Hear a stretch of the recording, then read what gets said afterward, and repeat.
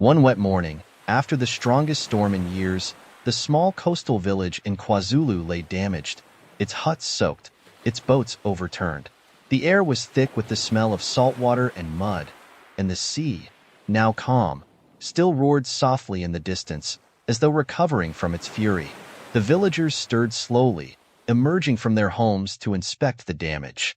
Amongst them was Lutando, a 15-year-old boy with bright eyes and a wild spirit. He had lived his whole life by the ocean, and though the sea could be dangerous, it was where he felt most at home. This storm, however, had been different. It had shaken the very bones of the village, and the elders spoke in hushed tones, wondering if it was an omen from the spirits. Lutando's mother called out to him as he prepared to head to the beach, but he waved her off with a grin. "Just checking on the boat, Mama," he said, though his mind was on something else. There had been something odd about this storm, something that tugged at his curiosity. As he walked down the narrow path toward the shore, his feet sinking into the wet sand, he noticed others gathering there as well. A crowd had formed near the water's edge, murmuring in low voices. Lutando pushed his way through, his heart racing as he wondered what could have caught their attention. Then he saw her. Lying half submerged in the sand was a creature he had only heard of in whispered legends, a mermaid. Her long, tangled hair reflected in the weak sunlight. Her skin, smooth from the waist up, was cracked and dry from exposure to the harsh sun rays. But it was her tail that drew the most attention. Once a shimmering silver, it was now marred by a deep gash, blood seeping into the sand beneath her. Lutando's breath caught in his throat. The mermaid was gasping, her chest rising and falling rapidly as if each breath was a struggle. Her eyes fluttered, barely open, and her fingers twitched as if she were trying to move. But the wound and the dryness of her skin seemed to keep her frozen in place. "Is she real?" someone in the crowd whispered. "Don't touch her," another said. "She could be cursed." But no one moved to help. Lutando, however, felt something stir inside him, a sense of urgency, of duty. This was no cursed being. She was suffering, and the crowd did nothing but stare, mesmerized by her beauty and mystery. Without thinking, Lutando turned and ran back up the beach. He grabbed a bucket from an overturned boat, filled it with seawater, and raced back to the mermaid's side. The crowd parted as he approached, some of them muttering disapproval. He didn't care. Kneeling beside her, he gently poured the cool water over her skin. Instantly, the change was noticeable. Her breathing slowed, and her eyes flickered fully open, focusing on him for the first time. For a moment, it felt as if time had stopped. Her eyes, a deep, oceanic blue, locked onto his. There was a silent understanding between them, a bond that formed in that brief exchange. But her body was still shaking, her tail trembling as though she were trying to swim away. Lutando knew what he had to do. He reached for her tail, his fingers brushing against the scales. They were cool to the touch, but beneath them, he could feel her pain, her desperation to return to the water. With all the strength he could muster, Lutando pulled. She was heavier than he had expected, but he didn't stop. Inch by inch, he dragged her toward the sea, ignoring the cries of protest from the villagers behind him. "You fool!" someone shouted. "Leave her. She belongs to the sea." But Lutando didn't stop. With a final push, he got her into the water. For a moment, she vanished beneath the waves, and Lutando feared the worst. Then, suddenly, she surfaced again. She looked at him one last time, as if to say thank you, and then she was gone, disappearing into the depths. Panting, Lutando turned back to face the crowd. Instead of gratitude, he was met with anger. "Why did you do that?" one man yelled. "We could have learned from her." Others murmured in agreement, but it was the voice of the village's oldest and most feared figure that silenced them all. The medicine man, an 80-year-old elder with a wrinkled face and piercing eyes, had just arrived. He leaned heavily on his walking stick, his voice cold with anger. "You are a fool, boy," he hissed, his voice cutting through the air like a knife. "That creature was a gift from the gods, and you've let her go. I could have used her parts to make powerful medicines, magic that would have protected this village for generations. Now you've thrown that chance away." Lutando's heart pounded in his chest. He hadn't considered any of that. He had only wanted to help. But the medicine man's words weighed heavily on him, and the crowd began to murmur again, their anger turning into something darker, fear. Over the next few months, life in the village returned to normal, but Lutando found himself isolated. People whispered behind his back, calling him reckless, a fool.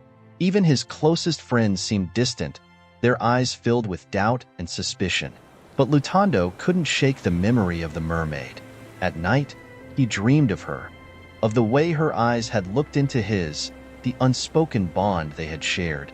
He would wake with a strange longing, a pull toward the sea that he couldn't explain. Then, one day, it happened. Lutando had been out fishing in his small, homemade boat, as he often did. The sky was clear, the water calm, and he had almost forgotten the strange events of that stormy morning. But as the sun began to set, a shadow passed beneath his boat.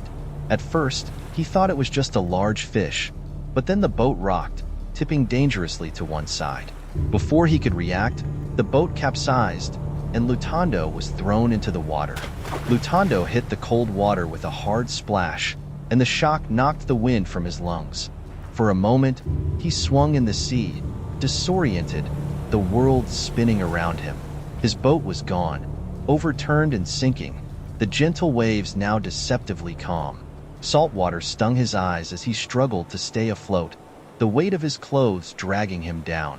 He kicked desperately, trying to get a glimpse of what had caused the capsize. The shadow moved beneath him again, swift and silent. Panic set in. Lutando had heard tales of sea creatures, of monsters that lurked in the deep. Maybe the villagers had been right all along. Maybe something out there had come for him.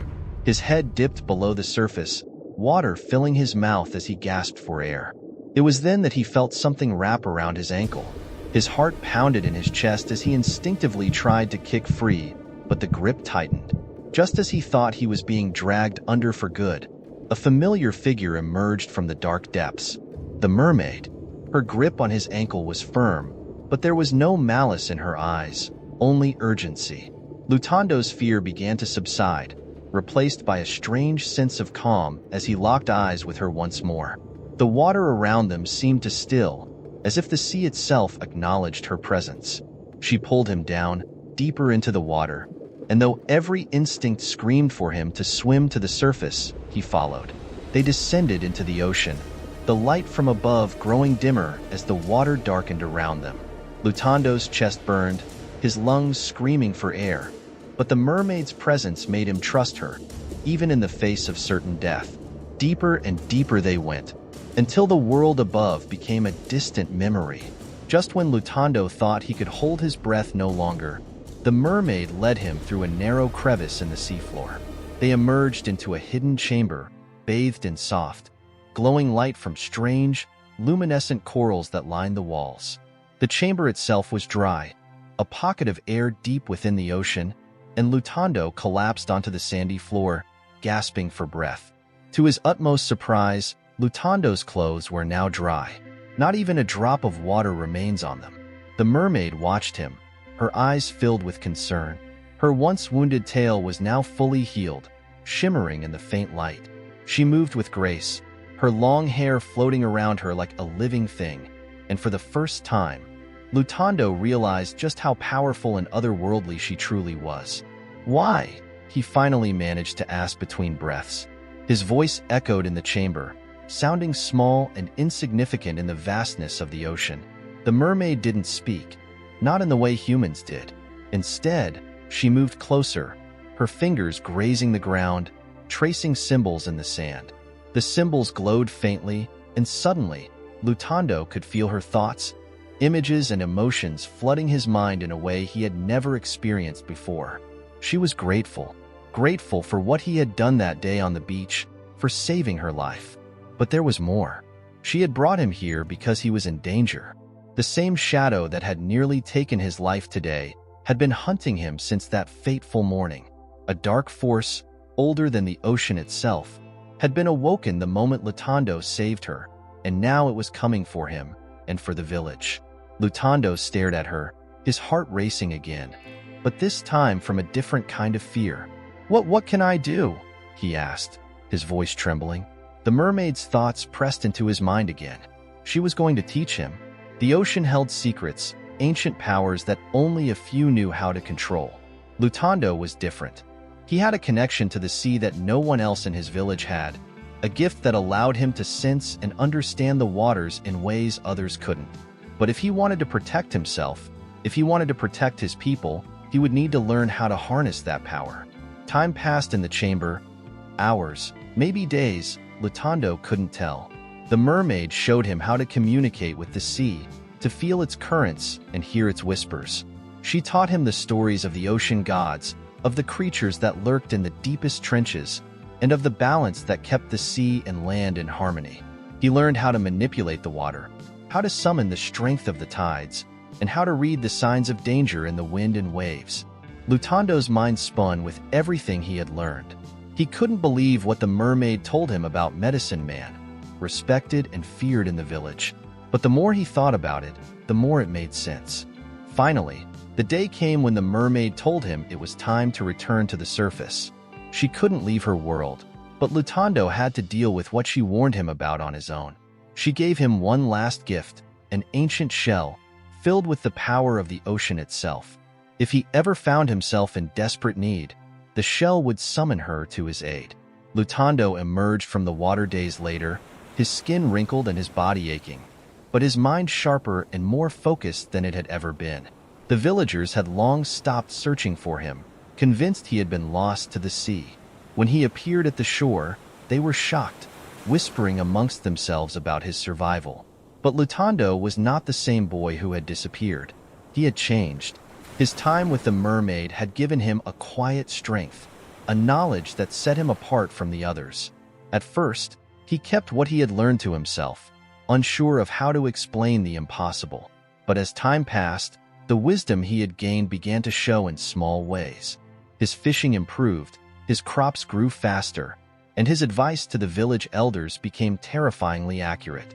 People began to look at him differently, not with suspicion, but with amazement. Even the medicine man noticed. The old man's eyes followed Lutando wherever he went, and though he never spoke of it, there was a drop of recognition in his gaze, as if he knew that Lutando had learned something forbidden, something dangerous, and what he was warned about. Months went by, and Lutando visited the sea often, always returning with more wisdom and strength. But then, one fateful day, the mermaid appeared to him again, her expression troubled. This time, the news she bore was far more shocking than anything before. Lutando felt a cold shiver run down his spine. He had known something was wrong, but not like this. He asked the mermaid what they could do, but her response left him shaken. There was no easy answer. This thing is massive, and Lutando would have to make an impossible choice. For 7 days and nights, Lutando didn't leave his house. He barely ate, barely slept. The weight of the mermaid's warning pressed down on him, suffocating him with the responsibility he now carried. He had the power to protect the village, but at what cost? What had the mermaid meant when she spoke of an impossible choice? On the 8th day, he finally gathered his strength. He called for a gathering at the chief's kraal, knowing he could no longer keep the truth to himself. The villagers gathered, their faces a mixture of confusion and concern as they waited for him to speak. Lutando stood before them, his heart pounding in his chest. He took a deep breath and began to speak. "I've learned things about this village, about the sea, and about the old magic that ties us all together," he said, his voice steady but low. He told them about his encounter with the mermaid. The villagers murmured, exchanging worried glances. The chief looked at Lutando with a wrinkled brow. "What are you saying? What curse?" Lutando opened his mouth to continue, but before he could reveal the terrible truth the mermaid had told him, a shadow passed over the crowd. The villagers gasped, looking up to see a dark cloud rolling in from the sea, blocking out the sun. The medicine man stepped forward, his walking stick pounding against the ground. His eyes gleamed with something dark and dangerous. "What is this nonsense?" he hissed. "You don't know what you are talking about." But Lutando knew better. What the mermaid had told him was about to come true, but that part of the story would have to wait for another day. For now, tell us in the comments what do you think the warning was about. Share this story, like it, and subscribe for part 2.